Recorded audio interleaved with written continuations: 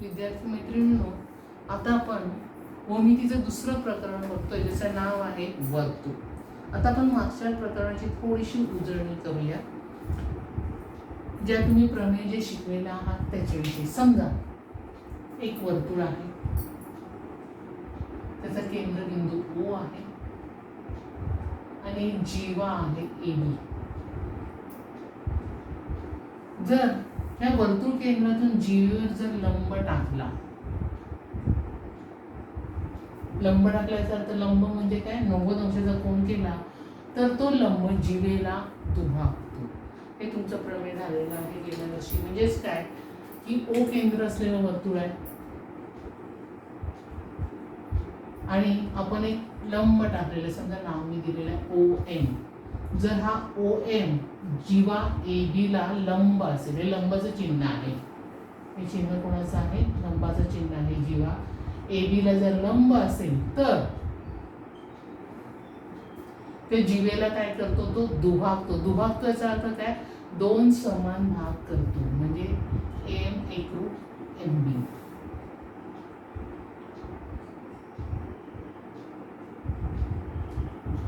या उलट त्याचा व्याख्यास पण तुम्ही शिकलेला आहात की समजा वर्तुळ आहे, त्याचा केंद्रबिंदू O आहे, CD जीवा आहे आणि त्याचा मध्यबिंदू N आहे. त्याचा मध्यबिंदू N आहे. जर हा मध्यबिंदू जर केंद्राला जोडला तर तो जोडलेला जो मध्यबिंदू आहे तो जीवेला कसा असतो, लंब असतो. तो जीवेला कसा असतो, लंब असतो. म्हणजेच काय, नेहमीप्रमाणे O केंद्र असलेलं वर्तुळ आहे, बरोबर आहे. CD जीवा आहे, जीवा CD चा N काय, मध्यबिंदू आहे. मध्यबिंदू याचा अर्थ काय, CN एकरूप ND असेल तर काय होईल,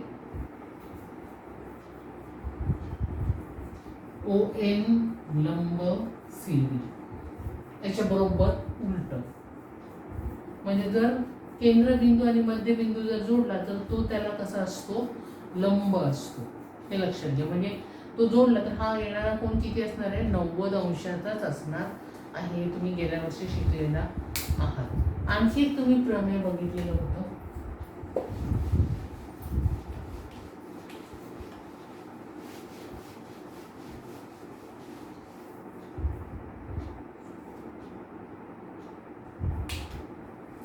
समजा एक वर्तुळ आहे O केंद्राचा. त्या वर्तुळात जर दोन जीवा असतील आणि या दोन जीवा जर एकरूप असतील तर त्या जर एकरूप असतील तर ते वर्तुळ केंद्रापासून समदूर असतात. ते वर्तुळ केंद्रापासून कसे असतात, समदूर असतात. म्हणजे AB ही जीवा आहे, CD पण जीवा आहे, ती एकरूप आहे, तर ते एकमेकींपासून कसे असतात, समदूर असतात. आता समदूर असतात म्हणजे काय, आपण O केंद्र असलेलं वर्तुळ आहे, बरोबर आहे. त्याच्यामध्ये जीवा AB एकरूप जीवा CD आहे, बरोबर आहे. आता आपण तुम्हाला माहिती आहे की केंद्रातून टाकलेलं जोड लंब टाकला, समजा OM हा लंब आहे AB ला आणि OM लंब आपण त्याच्याला काढलेला आहे CD ला जर असेल तर हा जो OM आणि हा ON ते कसे असतात, एकरूप असतात. कसे असतात ते, एकरूप. म्हणजे जर जीवा एकरूप असतील तर OM आणि ON पण कसे असणार आहेत, एकरूप असणार आहे. म्हणजेच OM एकरूप ON, बरोबर. त्याचा व्यत्यास पण तुम्ही झालेला आहे की जर ते दोन जीवा वर्तुळापासून समदूर असतील, म्हणजे आकृती 30 समजा O केंद्र असलेलं वर्तुळ आहे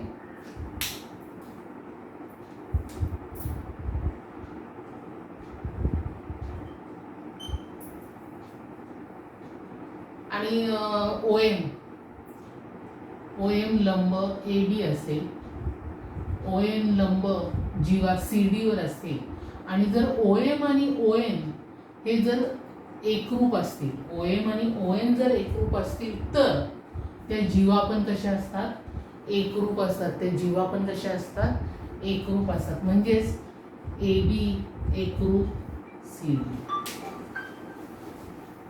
आलं लक्षात तुमच्या? हे तुम्ही गेल्या वर्षी शिकलेला आहात हे प्रमेय.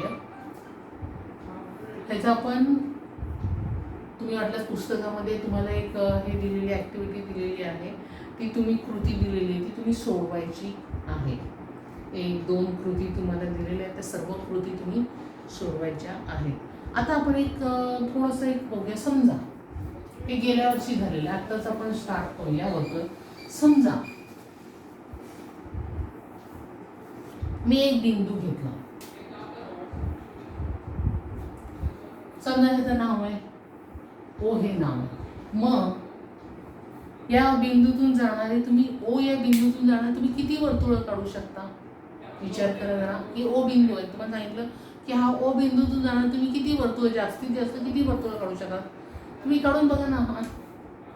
आपण आता वर्तुळ जर समजा काढली,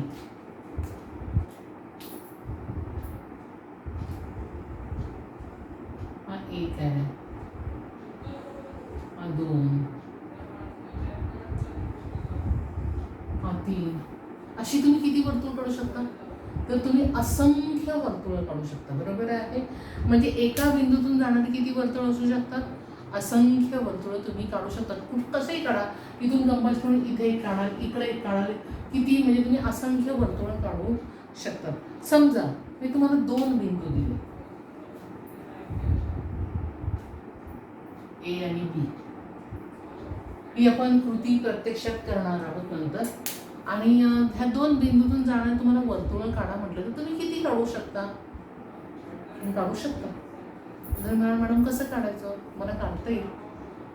एक तर काम करायचं की हे 2 एकमेकांना जोडायचे आणि ह्याच्यातून तुम्ही एक लंब काढायचा. तुम्हाला माहिती आहे लंब कसा काढायचा, आणि त्या लंबावरून तुम्ही वर्तुळ काढू शकता. असं 1, 2 अशा अनेक वर्तुळ 2 बिंदूमधून जाणारी तुम्ही काढू शकता. म्हणजे याचा अर्थ काय, तसं तुम्ही म्हणता की एका बिंदूतून तुम्ही जशी असंख्य वर्तुळ काढू शकता, तशी 2 बिंदूतून पण तुम्ही असंख्य वर्तुळ काढू शकता. आता समजा तुम्हाला 3 नैकरेषीय बिंदू दिले. नैकरेषीय म्हणजे जे एका रेषेमध्ये नाही आहे. समजा मी 3 बिंदू घेतले, ए बी सी. तर ह्या 3 बिंदूमधून जाणं तुम्ही किती वर्तुळ काढू शकता? जरा विचार करा. मी गेल्या वर्षी काढलेला आहे. त्या 3 बिंदूतून जाणार तुम्ही वर्तुळ एक काढलेलं आहे. तर ह्या 3 नैकरेषीय बिंदूतून तुम्ही एक आणि एकच वर्तुळ काढ. गेल्या वर्षी तुम्ही आंतरवर्तुळ आणि बाह्य वर्तुळ काढलं होतं. बरोबर आहे? मी असं बाह्य वर्तुळ काढलेलं होतं, तुम्हाला आठवत असेल. आठवतंय ना? म्हणजेच काय की 3 बिंदूमधून, 3 नैकरेषीय बिंदूमधून किती वर्तुळ काढू शकतो? फक्त आपण एक आणि एकच आपण वर्तुळ काढू शकतो. पण समजा आपल्याला 3 एकरेषीय बिंदू दिले असतील, म्हणजे ए बी आणि सी, हे तिन्ही बिंदू एकाच वर्तुळात आली पाहिजे. तर तुम्हाला सांगितली काढा वर्तुळ. तुम्हाला काढता येईल का? नाही येणार काढता. बरोबर आहे? म्हणजे एकरेषीय बिंदूमधून जाणारं एकही वर्तुळ नाही, एकही वर्तुळ नाहीये. तुमच्या लक्षात आलं असेल की त्याच्यामधून एकही वर्तुळ आपण काढू शकत नाहीये. तर हे तुम्हाला लक्षात आलेलं आहे की गाळ्याला जागामध्ये येतं की विचारलं जातं तर माहीत पाहिजे. तुमच्या पुस्तकामध्ये दिलेले आहे, लक्षात ठेवा या मुद्द्यामध्ये. तर त्याच्यामध्ये ते मुद्दे मात्र तुम्ही लिहून तुमच्या वहीमध्ये काढायचे आहेत.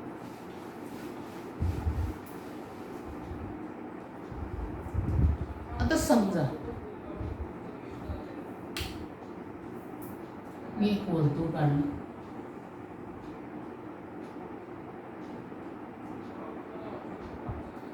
आणि वर्तुळातून जाणारी मी एक रेषा काढली एल. ती वर्तुळाला ए आणि बी या बिंदू छेदते. आणखी एक मी वर्तुळ काढणार.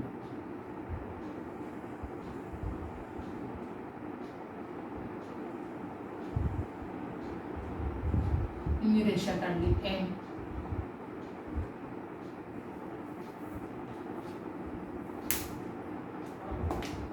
आता नीट बघा, पहिल्या आकृतीमध्ये बघा, आता ही रेषा एल आणि हे वर्तुळ यामध्ये फक्त दोनच बिंदू सामायिक आहेत. बरोबर आहे, म्हणजे रेषा एल आणि वर्तुळ यामध्ये ए आणि बी हे दोनच बिंदू याच्यामध्ये सामायिक आहे. म्हणजे इन शॉर्ट काय म्हणाल की रेषा एल वर्तुळाला दोन बिंदूमध्ये छेदते. बरोबर आहे, म्हणजे जी रेषा वर्तुळाला दोन बिंदूमध्ये छेदते त्याला काय म्हणतात, त्याला काय म्हटलं जातं, त्या रेषेला म्हटलं तर वृत्तछेदिका. काय म्हटलं जातं, वृत्तछेदिका. म्हणजे रेषा एल ला आपण काय म्हणतो, वृत्तछेदिका, कारण ती वर्तुळाला ए आणि बी या दोन छेदन बिंदूमध्ये छेदते, म्हणून तिला आपण काय म्हणतो, वृत्तछेदिका.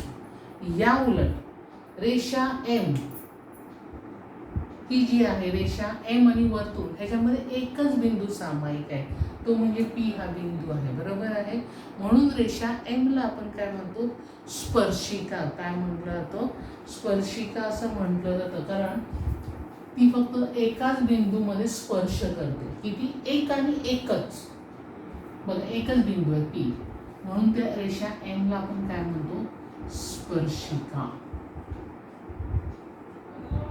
आणि हा जो आहे पी जो आहे त्याला म्हटलं जातं स्पर्शबिंदू. पीला काय म्हटलं जातं, स्पर्शबिंदू. म्हणजे जी रेषा वर्तुळाला एकच बिंदूमध्ये छेदते किंवा स्पर्श करते तिला काय म्हणतो आपण, स्पर्शिका. म्हणून रेषा एम का आहे, स्पर्शिका आहे. आणि ज्या बिंदूमध्ये ती स्पर्श करते त्याला काय म्हणतो आता, स्पर्शबिंदू. म्हणजे पी हा काय आहे, त्याचा स्पर्शबिंदू आहे. बरोबर आहे. या उलट रेषा एल वर्तुळाला दोन बिंदूमध्ये छेदते, म्हणून तिला आपण काय म्हणतो, वृत्तछेदिका असं म्हणतो. आता आपण त्याच्या पुढे स्पर्शिका आणि त्रिज्येचं आपण प्रमेय बघणार आहोत. पहिलं मी प्रमेय फळ्यावर लिहिते.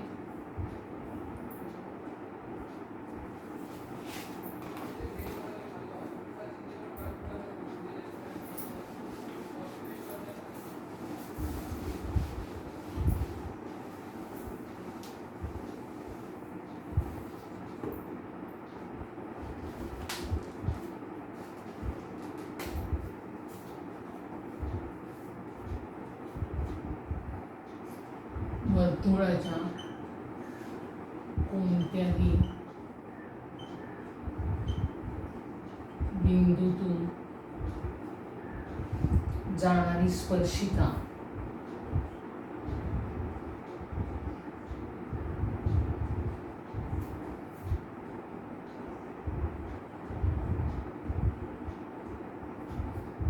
तो बिंदू केंद्राशी जोडणाऱ्या त्रिज्येला लंब असतो.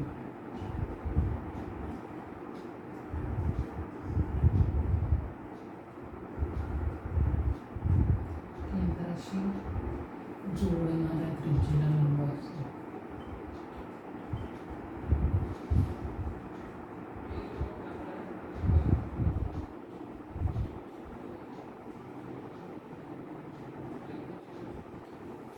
हे कोणतं प्रमेय आहे, स्पर्शिका त्रिज्येचे प्रमेय आहे. कसलं प्रमेय आहे, स्पर्शिका त्रिज्या. नाव वाटल्याच इथे देते मी, स्पर्शिका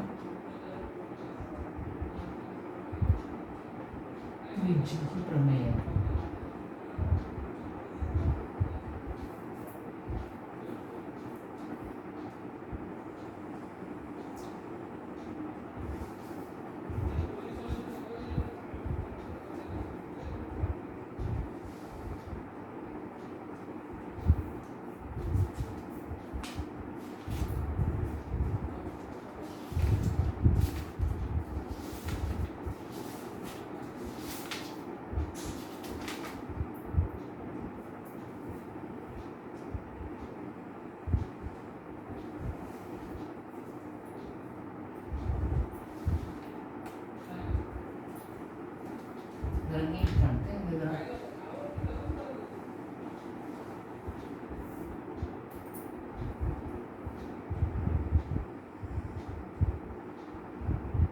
रेषा एल आहे आणि ही ए आहे.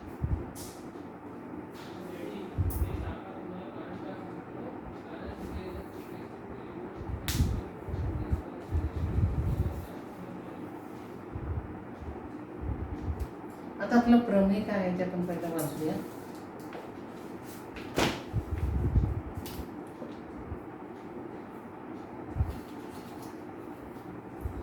वर्तुळाच्या कोणत्याही बिंदूतून जाणारी स्पर्शिका तो बिंदू आणि केंद्राशी जोडणाऱ्या त्रिज्येला कसा असतो? लंब असतो. बरोबर आहे.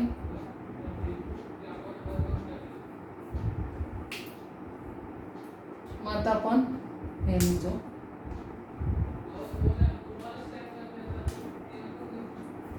पक्ष.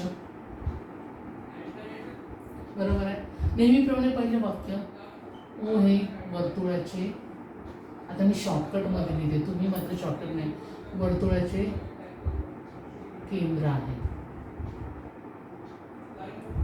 रेषा एल वर्तुळाला ए बिंदूत स्पर्श करते.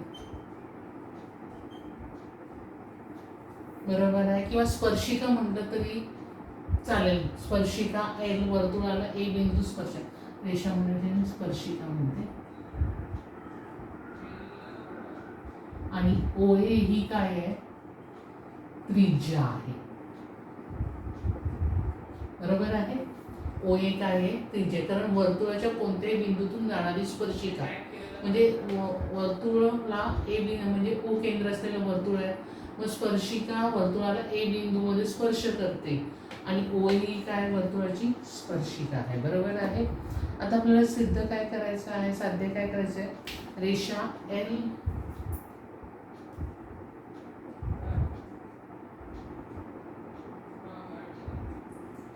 लंब रेख ओ ई हे आपल्याला सिद्ध करायचं. कारण काय दिलेलं आहे? जोडणाऱ्या त्रिज्येला काय आहे? लंब असते. त्रिज्येला लंब असते शब्द. मग रेषा एल लंब रेख ओ ए. आता ही जी आपण सिद्धता लिहिणार आहोत ती अप्रत्यक्ष सिद्धता आहे. आता तुम्ही गेल्या वर्षी प्रत्यक्ष आणि अप्रत्यक्ष सिद्धता शिकलेल्या आहात. आता अप्रत्यक्ष सिद्धता म्हणजे काय? की जे आपल्याला सिद्ध करायचं आहे ते चुकीचं आहे असं मानायचं. म्हणजेच आपण म्हणतो की जी ओपीला लंब आहे असं म्हणतो ते आता ओपीला लंब नाही, ओएला लंब नाही असं आपण समजायचं. म्हणजेच काय? सिद्धता आपण अप्रत्यक्ष सिद्धतेमध्ये ना रेषा एल ही ओएला लंब नाही समजलं. मग आता आपण समजा जर लंब नाही तर ती कशाला तर लंब असेल. मग रेषा एल वर्तुळाला जी आहे, समजा आपण एक आकृती काढली की हे ओ केंद्र असलेलं वर्तुळ आहे आणि रेषा एल आहे. बरोबर आहे. म्हणजे आपण म्हणायचं की समजा रेषा एल ला लंब असणारी एक दुसरी रेषा त्रिज्या आहे जी कशी आहे? त्या रेषा एल ला लंब आहे. मग समजा एक दुसरी रेषा आहे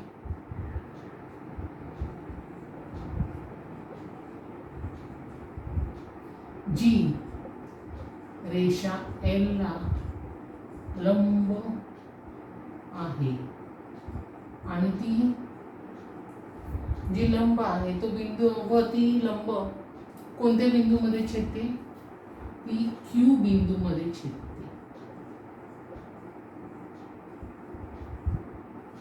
म्हणजे ओ जी रेषा एल ला लंब आहे ती कोणत्या बिंदूमध्ये आहे? जी आहे आपण क्यू म्हणण्यापेक्षा बी म्हणून बेटर. बी ला लंब आहे. म्हणजे रेषा एल वरचा जो दुसरा एक बिंदू बी आहे त्याला ती लंब आहे. ती ए ला लंब नाही तर ती कोणाला लंब आहे? बी ला लंब आहे. मग आता आपण आणखी एक तिसरा बिंदू असा घ्यायचा. आपण सी हा बिंदू घेतलेला आहे. तो असा घेतलेला आहे की ओ ए जेवढ्या अंतरावर तेवढाच बी सी पासून तो तेवढाच बी पासून जेवढा ए जेवढा अंतरावर तेवढाच तो बी पासून सी अंतरावर असणार आहे. म्हणजेच काय की ए बी एकरूप बी सी असा आपण घेतलेला आहे. म्हणजे ए तर बिंदू आहे, शिवाय मी आणखी एक बिंदू घेतला सी असा घेतला की तो बी पासून तेवढ्याच अंतर, जेवढा ए जेवढ्या अंतरावर तेवढाच बी अंतरावर आहे. मग आपण हे जोडलं, ओ ए जोडला आणि ओ सी पण जोडलेला आहे. मग आता दोन त्रिकोण तयार झाले, बरोबर आहे.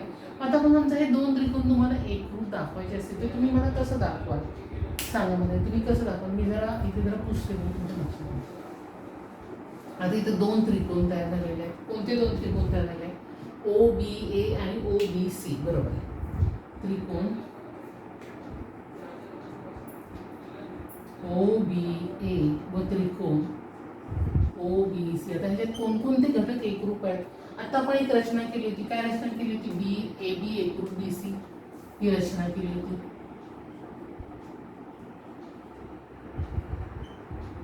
बरोबर आहे. आता नीट जर बघितलं, तुम्ही नीट ऑब्झर्व करा की ओ बी ए आणि ओ बी सी हे पण एकरूप येतील. तर हा 90 म्हणजे हा पण 90च असणार आहे, बरोबर आहे. मीन्स कोण ओ बी ए एकरूप कोण ओ बी सी प्रत्येकी 90 अंश. त्याचप्रमाणे दोघांमध्ये एक भिंत कॉमन आहे, ओ बी सामायिक आहे दोघांमध्ये, बरोबर आहे. म्हणजे प्रत्येक जण स्वतःशी एकरूप असतो, बरोबर आहे. म्हणजे ओ बी एकरूप ओ बी सामायिक आहे.